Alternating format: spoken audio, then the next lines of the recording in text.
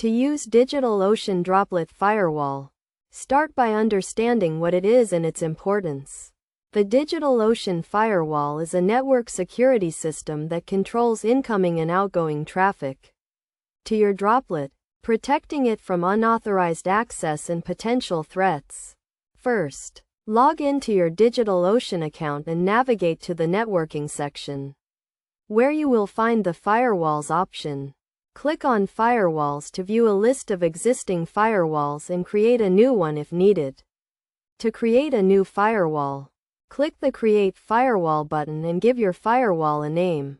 Next, configure your firewall rules by specifying the protocol, port range, and source IP addresses.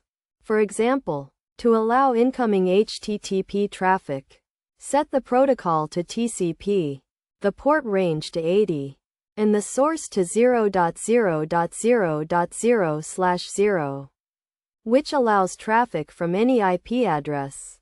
You can also restrict access to specific IP addresses or ranges for added security. After configuring your rules, apply them to your droplet by assigning the firewall to it. You can assign a firewall to multiple droplets, making it easy to manage security across your infrastructure.